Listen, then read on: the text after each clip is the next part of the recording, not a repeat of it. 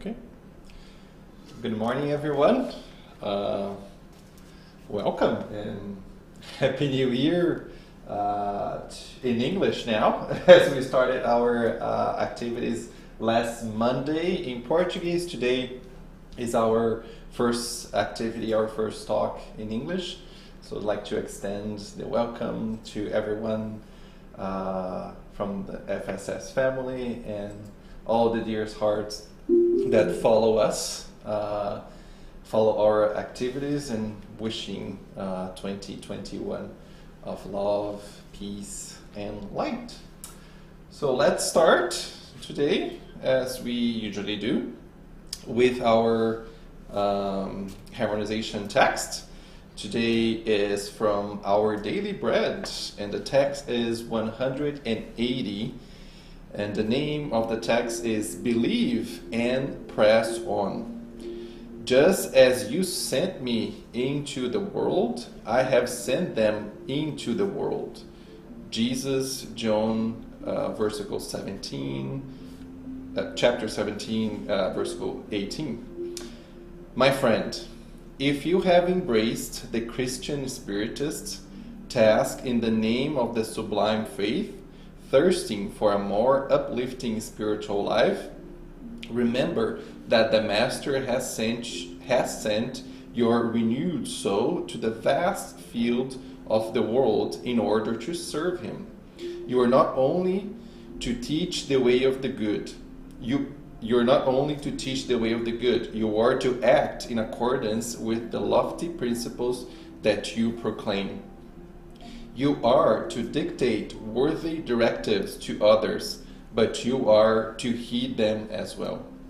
You are to proclaim the need for courage while sowing joy and blessing, even when you are misunderstood by all.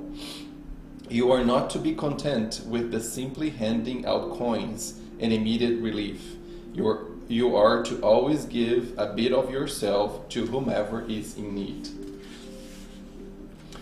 You are not only to forgive, you are to understand the offender, helping him or her to get up. You are not to criticize. You are to find unexpected ways to be useful. You are not to yell.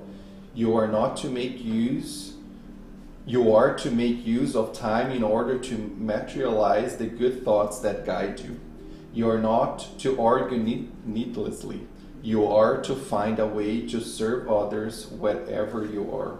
You are not to merely combat evil with words. You are to preserve the good, sharing it with everyone. You are not to condemn.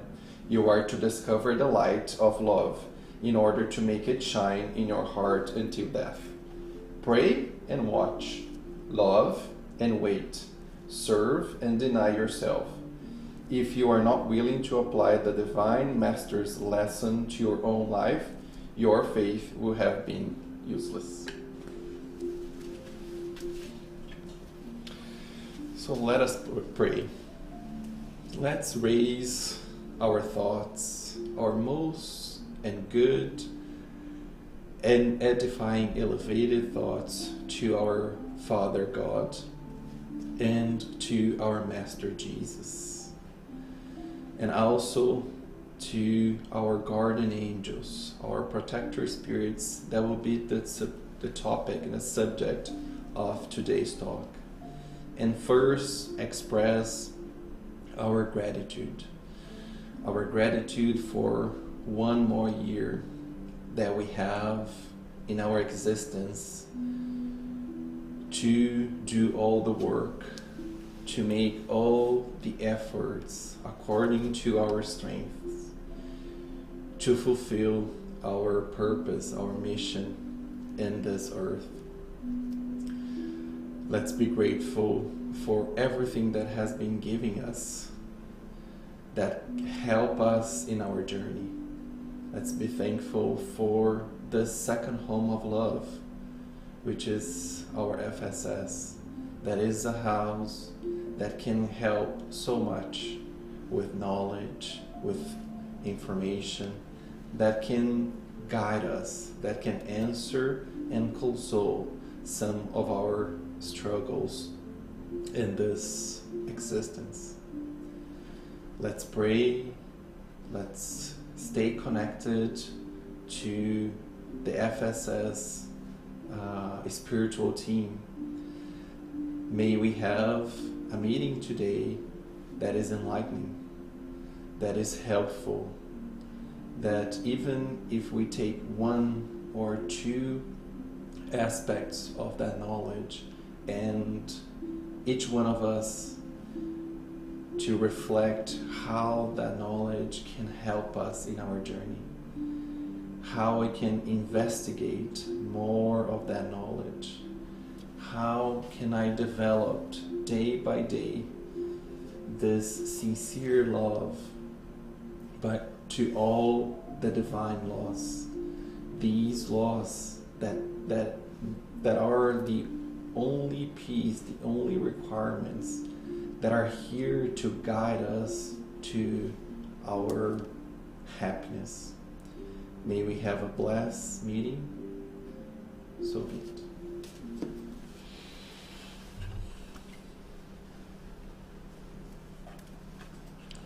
Okay, so today we're going to talk about one of my favorite topics, which is our guardian angel. So I did one talk a while ago that explained a little bit more why do we have guardian angels, some reflections on how important they are for us. And today I would like to review a little bit of those concepts about the guardian angels. Who are they? Why they are here? Why do they exist for us here on Earth, and when not discarnated?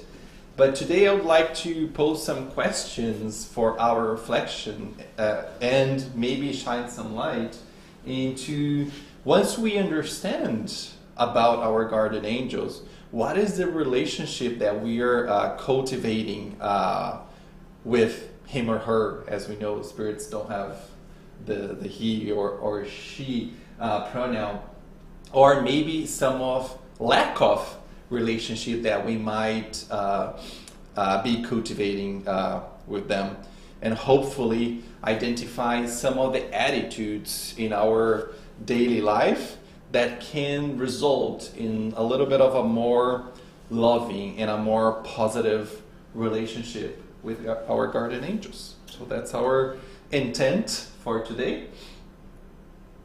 Some of the references that I use: the Spirit's book, which there is a whole set of questions starting in 480, around that, until above the 510, 511, that I encourage you to take a look if this topic interests you and talks more. I'm going to bring some of those questions, and I'm also going to bring one reflection that is after question 495 from the Spirit Saint Augustine, and one more that I can't remember the name, but I'll mention later.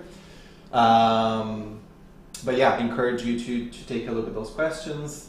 Passage from the Gospel according to Spiritism, that there is a very important reflection through that passage that highlights some of the attitudes and some of how we are managing the relationship with our guardian angels. If we are really, when we have our successes, are we remembering about our guardian angels? Or also when we're having some moments of challenge, are we also remembering our guardian angels? So it will be an interesting topic. Also, Guardian Angel, Anjo da Guarda, by Cosme Massi from the Kardec play. And also Between Two Worlds, or Entre Dois Mundos, which is a segment, like a talk from Fab TV, which is all about Guardian Angel. Some reflections for us to start and hopefully we can improve the knowledge and or make additional reflections throughout our talk. So first, how do all of us understand the presence of a higher order spirit to assist us in our journey when incarnated? How do you understand that? How do you understand that presence?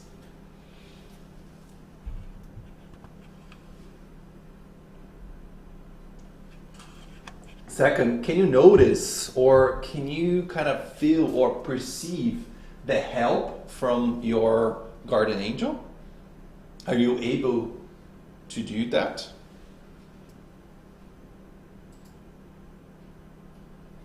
And last but not least, what attitudes do you adopt to maintain a positive relationship with your guardian angel? What have you been doing to cultivate that relationship?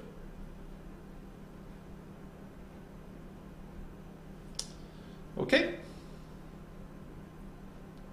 So who are the guardian angels? And I'd like to bring the first question. Okay, so 489. It's kind of around that question from the Spirit's book that we start talking about the guardian angels. So let's review a little bit of the guardian angels and why do they exist and who are they. So question 489, Kardec asks, are there spirits who attach themselves to a specific individual to protect and help that person? And the spirits answer, yes, spiritual brothers and sisters. You also call them your protective spirit or a good spirit. So there is, right? So Kardec will start elaborate, and there is for all of us, each individual incarnated on this earth has a protective spirit, a good spirit that can help us in our journey. And he continues. So in question 490, what should we understand by the expression guardian angel? And the Spirit's answer, a high order protective spirit. So that is what a guardian angel is, a protective spirit that are here, not are in the sense of they're here next to me, but in the spiritual world, each one of us has this higher order spirit. Sometimes we, and I think Divaldo mentioned, we call it a guardian angel because it seems a little bit easier and easier to understand. But if we go to kind of the word angel, we can sometimes confuse with the angelitude or that spirit that reach, like Jesus reach that relative perfection.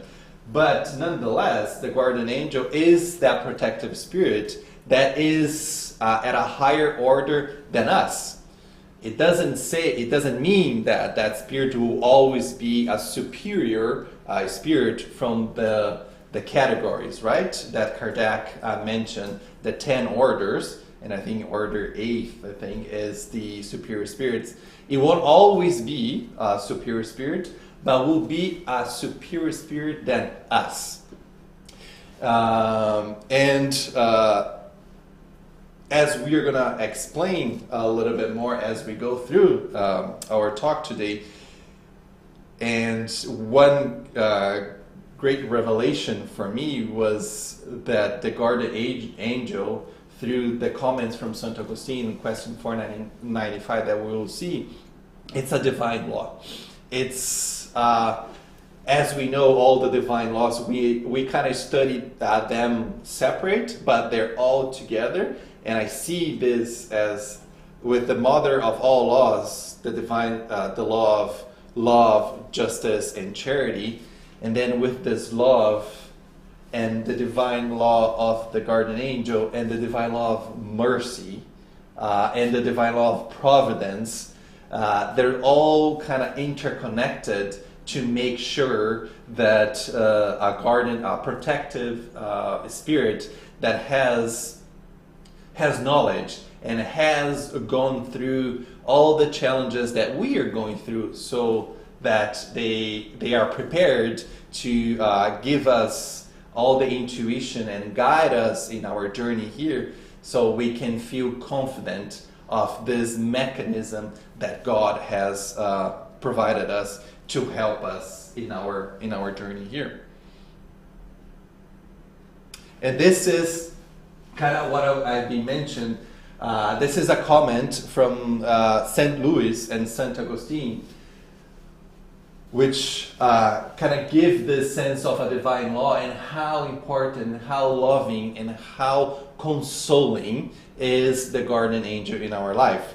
So I'd like to read and then I'll make some comments. So if there is a doctrine that should convert the most incredulous by its charm and sweetness, is that of guardian angels. Isn't it a very consoling idea to know that you always have at your side beings who are more evolved than you, who are always there to counsel, sustain, and aid you in scaling the rugged mountains of the good, who are more reliable and devoted friends than the most intimate connection that may be contracted on the earth. So this is the beginning, but such a beautiful text that reminds us of how comforting is the Spiritism doctrine, and how consoling it is to know that God has provided us the guardian angel through its divine law. Also, it's another way to see, as we study the attributes of God, it shows so clearly the attributes of good, how loving God is, who God created us simple and ignorant, and God gives us all the capabilities to learn and to choose our path according to our own discernment and our own effort. So we know that we are capable to fulfill our mission, and in addition, God gave this guardian angel, this mechanism that can help us in this search for betterment. And as it says here at the last sentence, it's this devoted friend, the most intimate connection. So then we can think about what is the most intimate connection that we have developed here on earth. Maybe it's our parents, mom and father.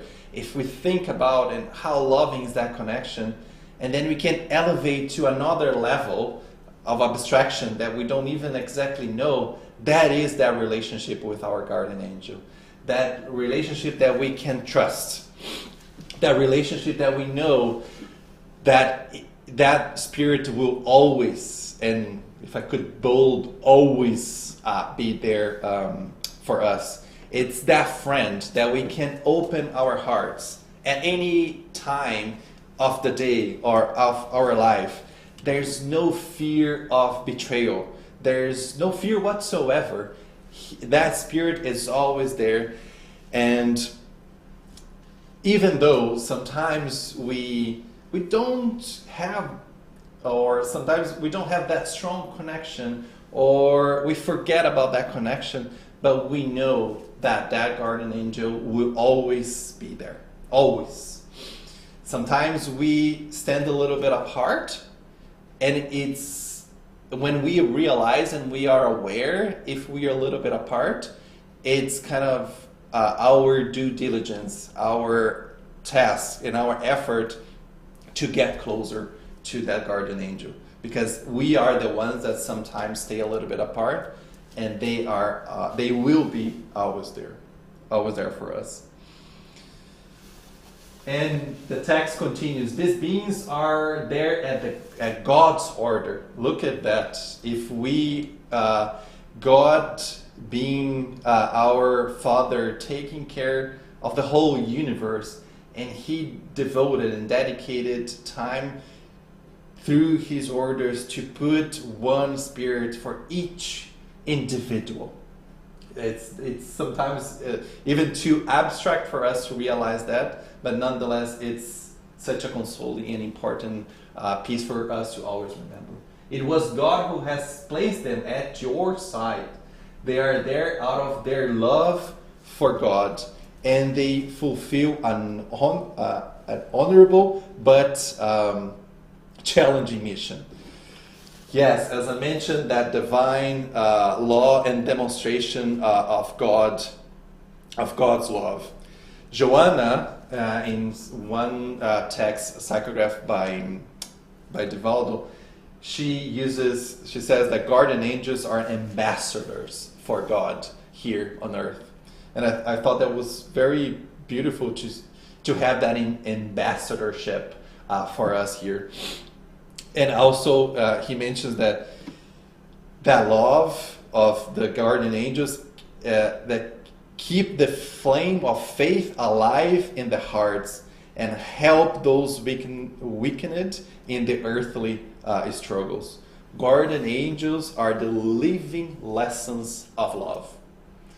I thought that was such a beautiful analogy and addition to this text. But then why is it a little bit challenging for them to fulfill their mission to guide us? As we know, we are imperfect spirits, right? And we are the ones that most of the time, or always, we create some difficult situations for ourselves. And sometimes we don't listen for some of their advice.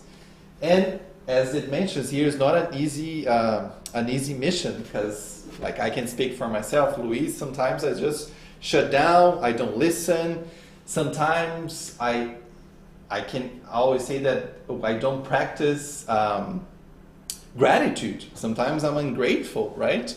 Or I complain sometimes, and sometimes I don't pay attention to some of those advice. So here's a call for all of us to be aware and to be connected. And I'm going to talk a little bit of that connection, where that connection is established. Where is it happening? And there's another analogy as parents, right? Paternity or maternity.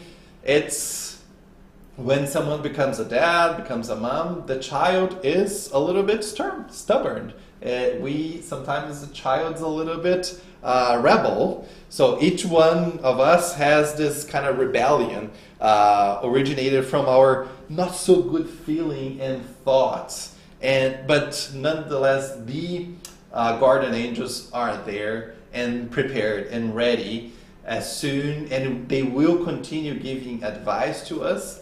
And it's kind of our job to be connected and aware of those advices. And what is the mission of this protective spirits? Kardec asks. And the spirits, as I just mentioned, the spirits answer similar to that of a parents to their children, to lead their wards down the right path, giving them advice, console them when they are sick or suffering, and support their courage in the trials of human life. So just in this question, we can establish a little bit of connections to several divine laws here, right? So first, I think we can see a divine law is like a parent, the guardian angels, they have the mission to provide advice, to console, and to support. However, it's our job, it's in our responsibility to do all the work that's required in our mission. So in our mission here, incarnated on earth. So there's a law of free will, right? The guardian angels will not interfere in our free will. If I decided not to take that advice, the guardian angels will respect. Always, along with the law of free will, there's a law of responsibility. I'm responsible for my decisions. Every decision that I take, that will be a consequence of that decision. So there's a law of cause and effect. If I'm responsible, if I am the only one responsible for my own evolvement, there's a law of progress. There's a law of work. And because I am the only responsible and I will collect the positive or negative consequences of my decisions, there's also a law of merit. Because if I take good decisions, I will have good consequences, and the merit as also a consequence of a good decision that I take. But another question that I asked reading this passage is, how can I trust that my guardian angel is kind of up to the job? It's capable to fulfill its mission to give proper advice to myself. So I can have that confidence because, as we saw in the previous questions, those guardian angels, those spirits, they are from a higher order. They have gone through the same challenges or challenges similar to what we are facing now. So they know what to expect. They know, they have the experience. I can guess at this point that they have that virtue of the apprentice and the apprentice feeling, and they learn so much already that they are ready as a teacher to give us all their lessons learned to us, so we can have a better chance of success in our mission.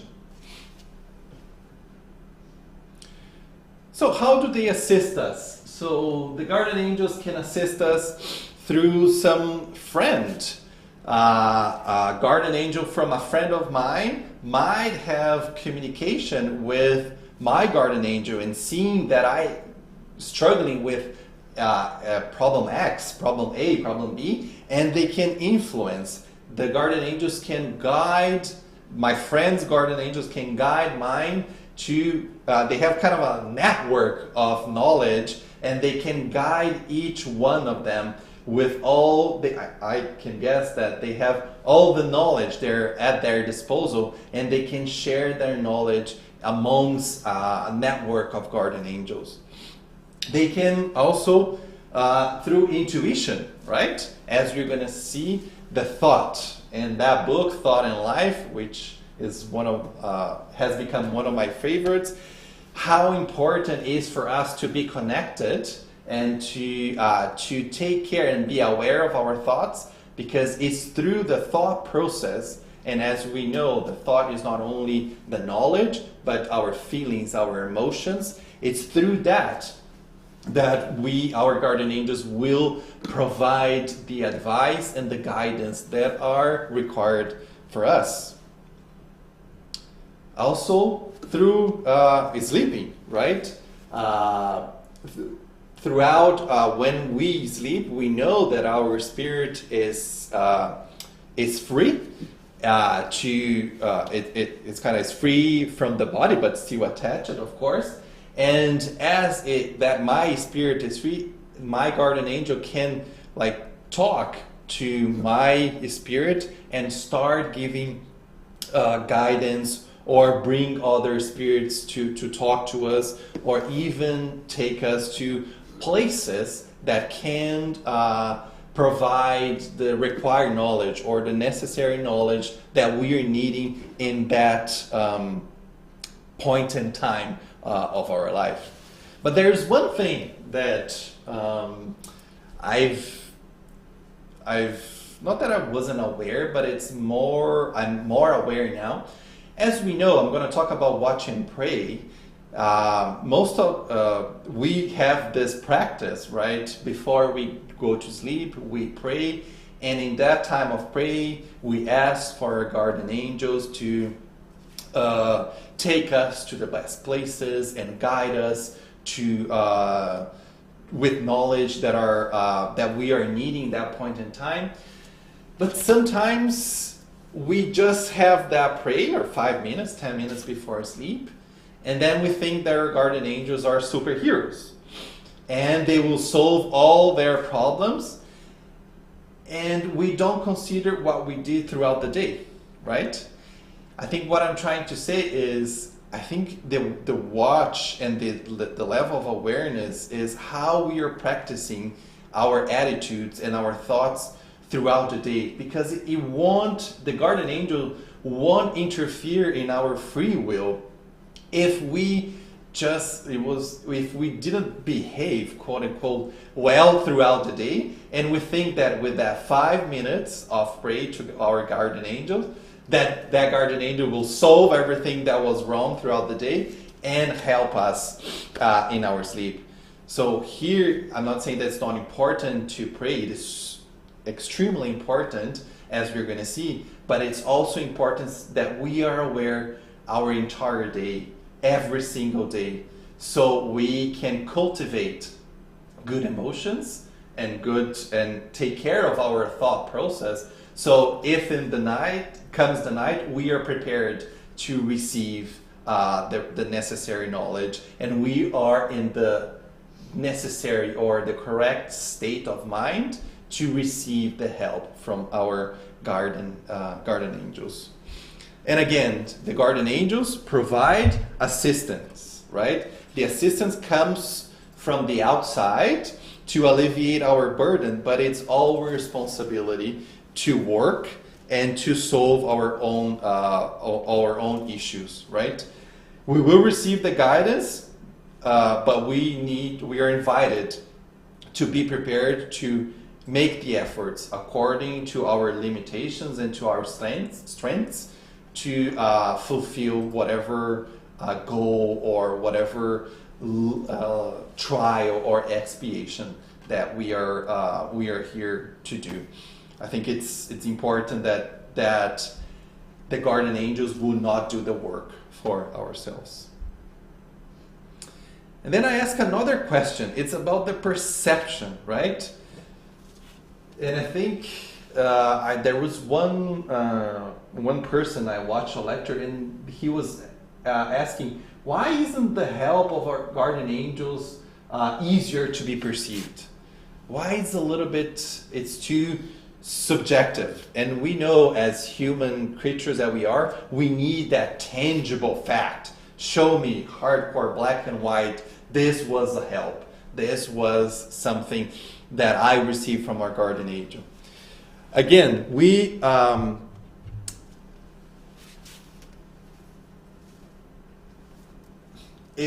everything happens in our thought process, right?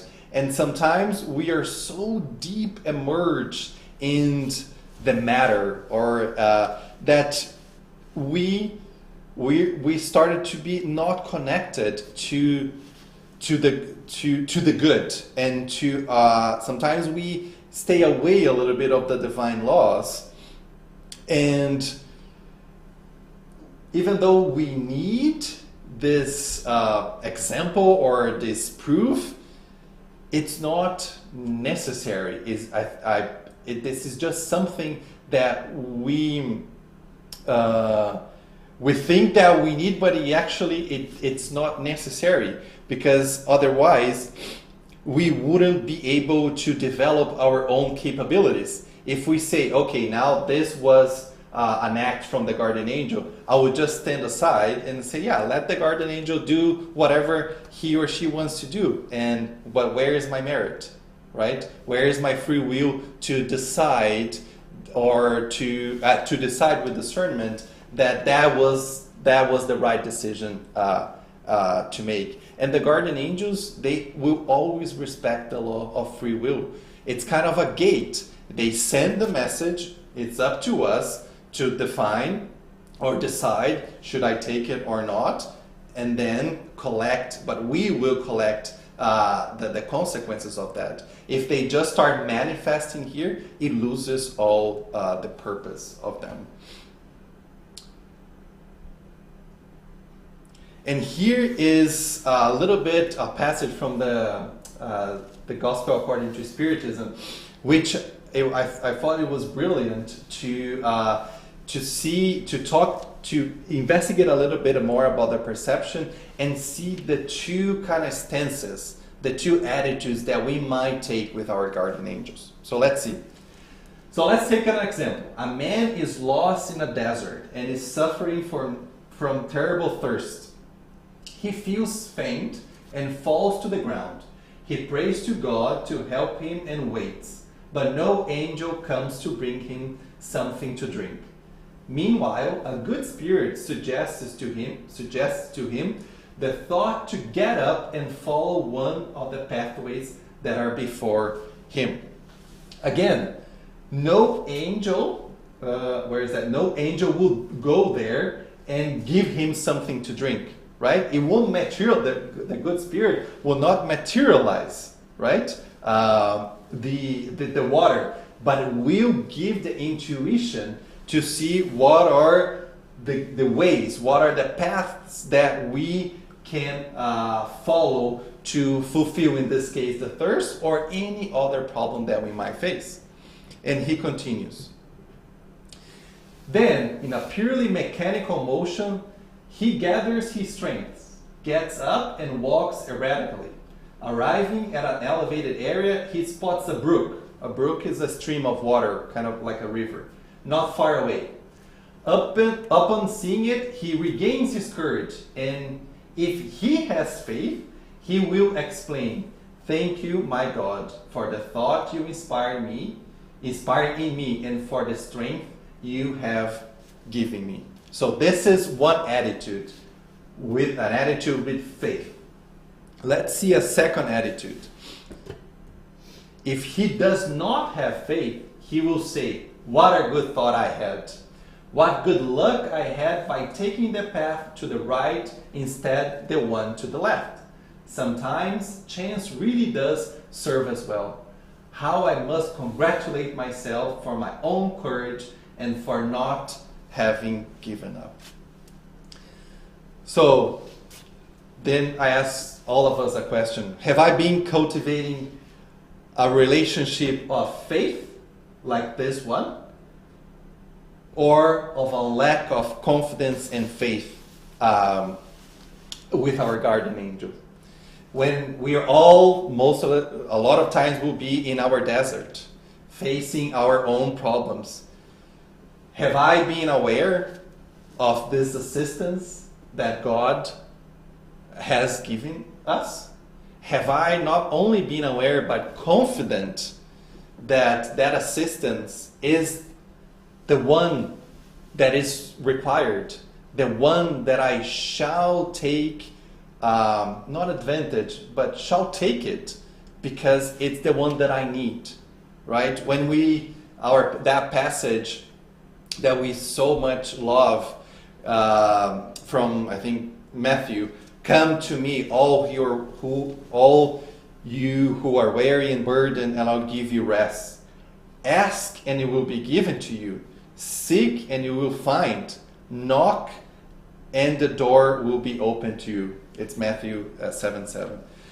So when Jesus asks, "Come to me," it's not exactly come to Jesus as the Spirit of Jesus, but what is the love that the Spirit of Jesus represent, the help that Jesus represent.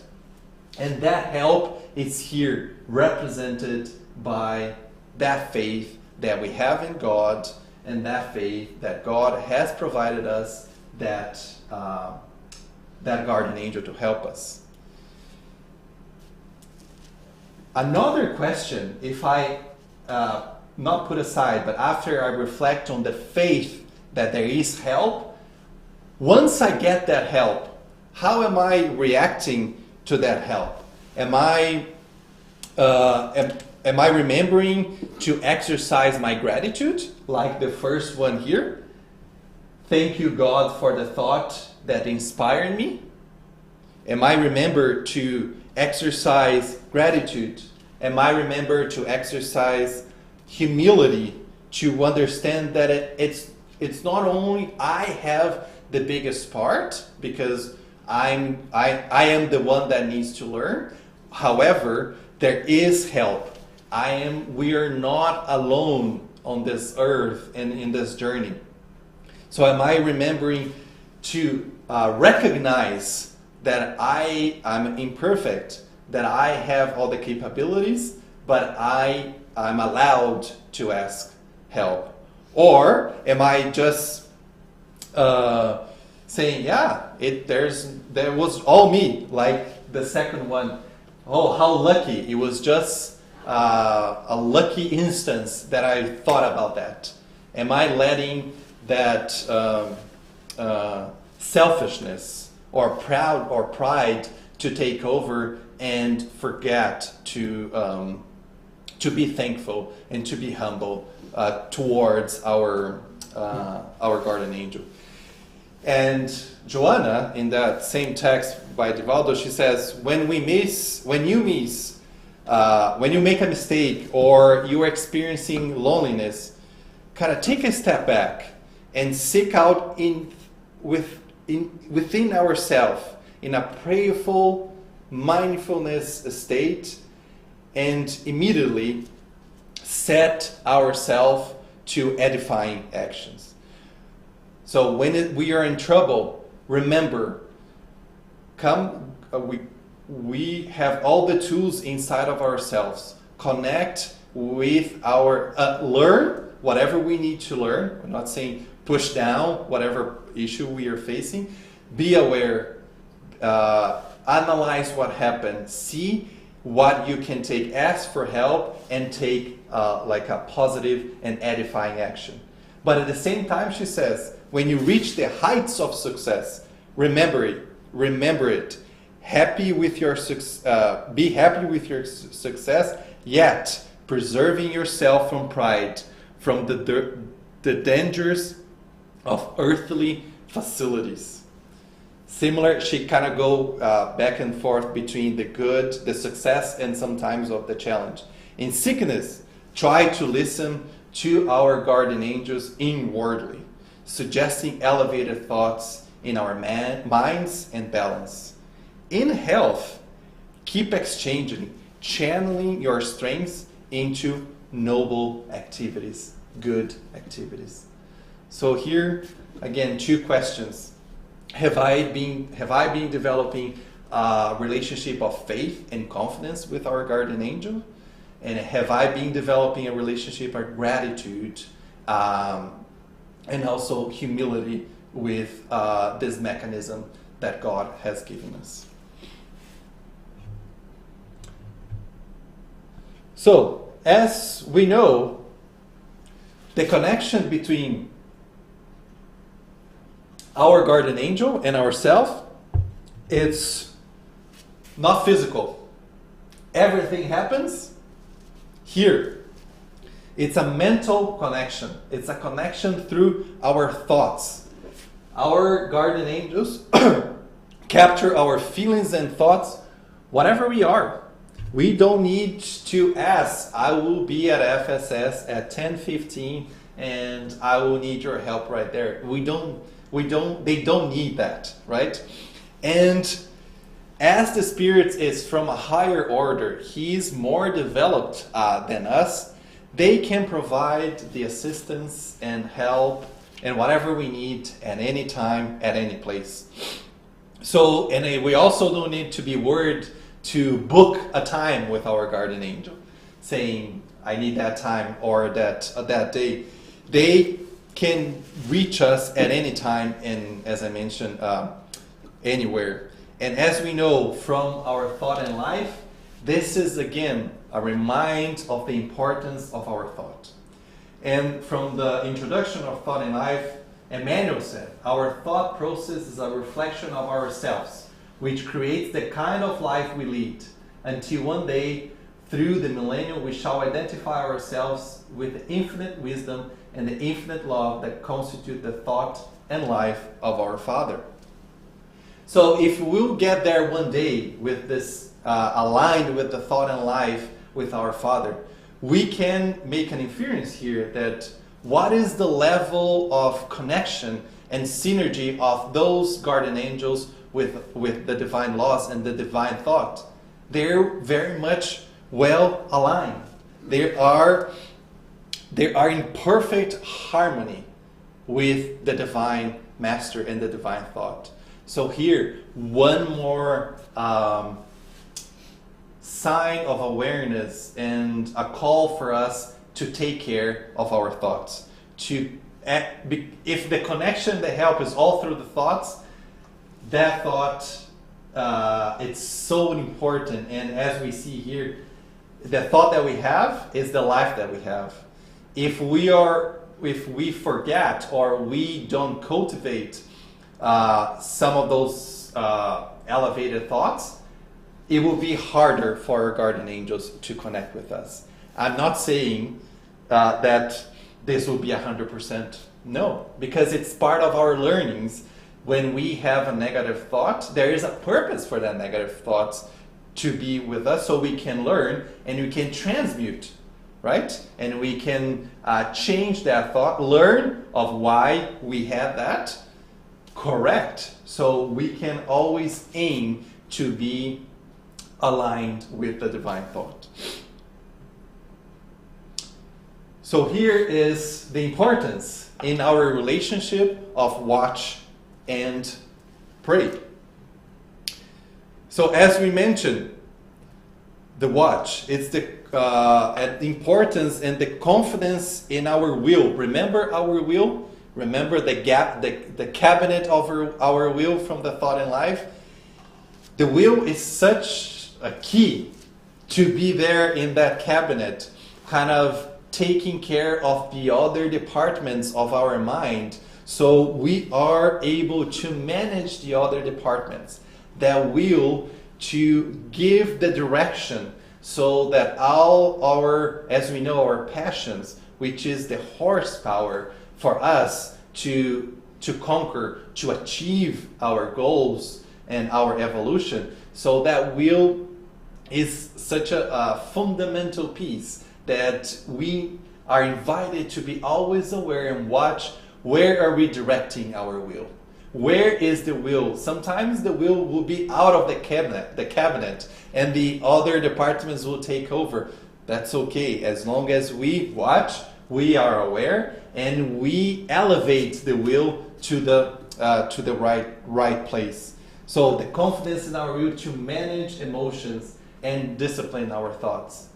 And as we know, we live in a storm, like a storm of thoughts and emotion, especially nowadays, with the earth going through so much change. Nowadays with this pandemic, one more call for us to watch some of the emotions that we are cultivating. And again, if you are cultivating an emotion that's not so good, let's recognize that and take all the necessary steps to make sure that it is directed towards the good. Because we know and we are invited to always look for the path of doing good. And I always kind of remember Paul, right? From Paul and Stephen. Paul went through so many challenges, and every time that he kind of started questioning and start worried, he paused, and through the deepest and most profound meditation, he was able to center himself again.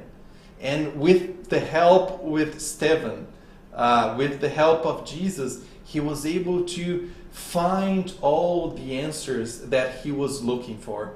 And as we read, as I'm finishing the book, it's such I think sometimes I could feel the before Paul, when he was going through some challenges, and then when he did the meditation and he got the answers and he was able to center himself again, and the good state and the good mind that he lives, and the blessing and the happiness that he was feeling after that connection with the good spirit, with Stephen and with Jesus, to continue with his journey.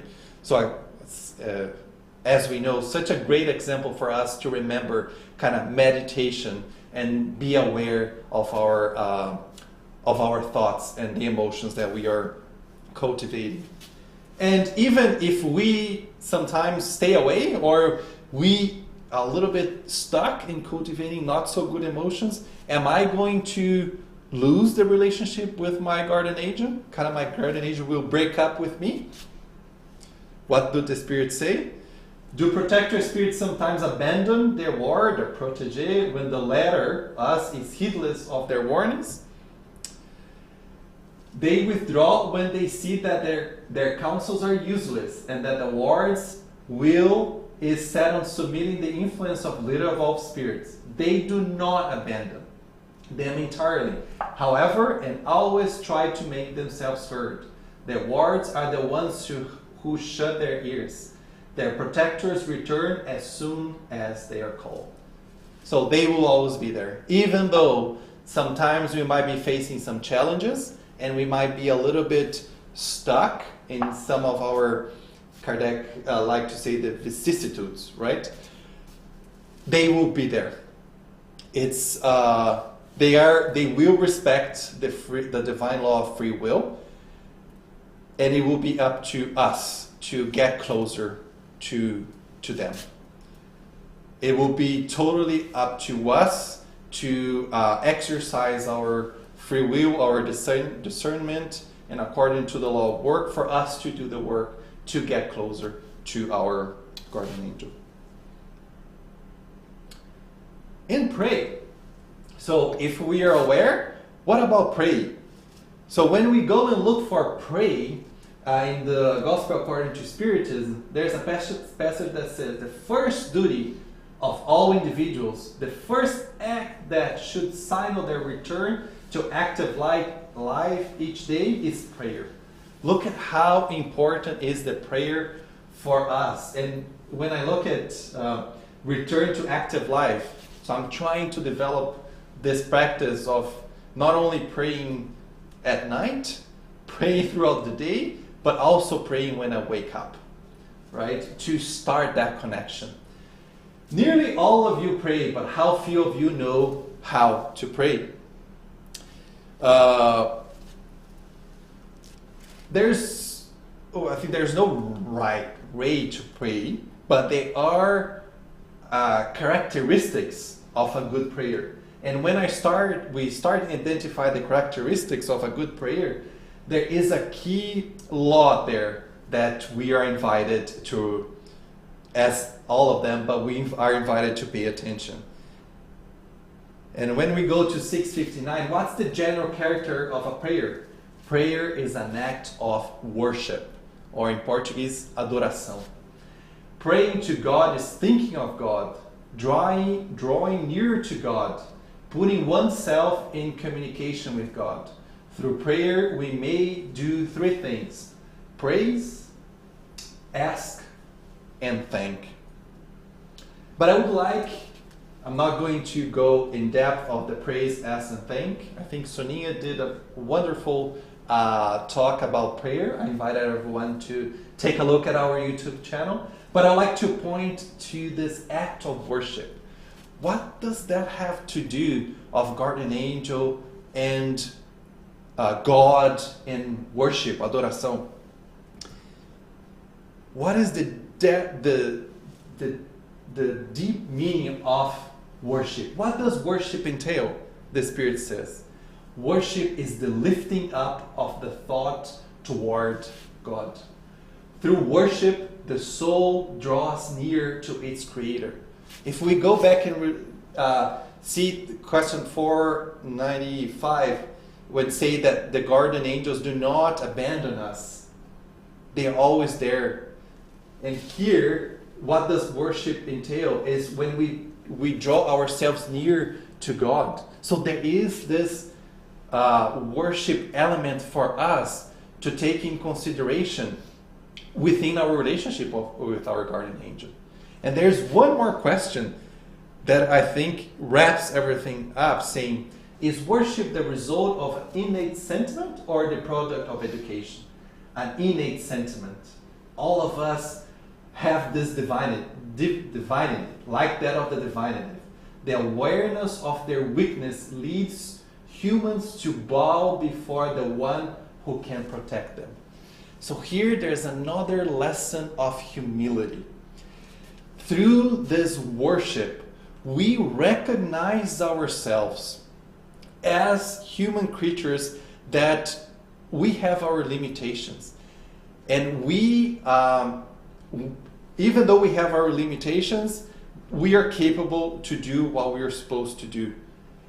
But we are invited to recognize that imperfection and rely into God, rely into our guardian angels, drawing ourselves near, worship God, worship our guardian angels for us.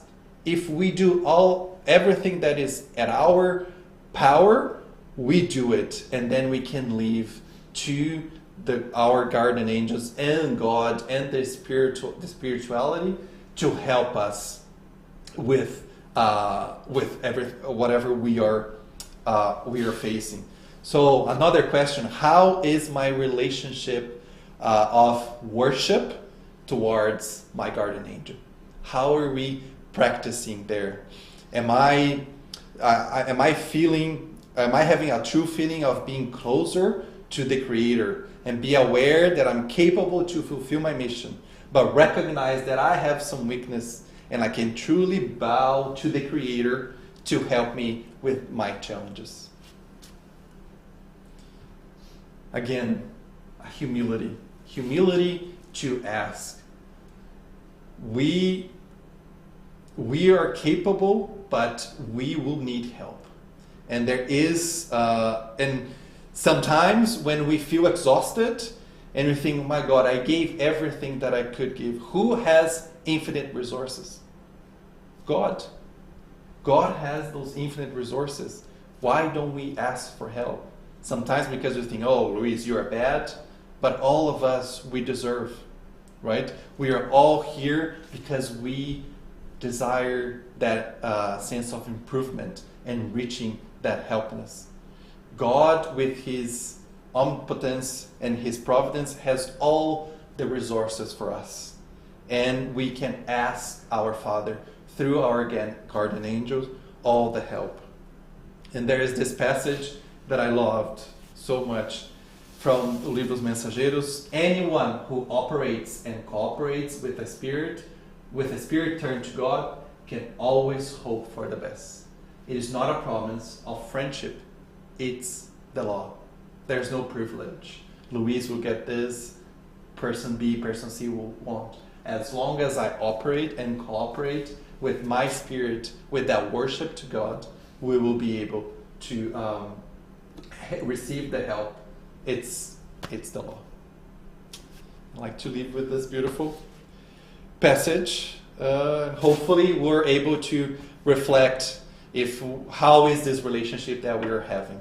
A relationship of faith, confidence, humility, and gratefulness and worship with our guardian angel. Any comments? No? So today I will do the prayer, but as I finish the prayer, I would like to invite everyone as well. In the end of the Gospel according to Spiritist, there is a series of prayers, and today I will read there are 3 prayers for our guardian angel, and I will read one of those to close our talk today.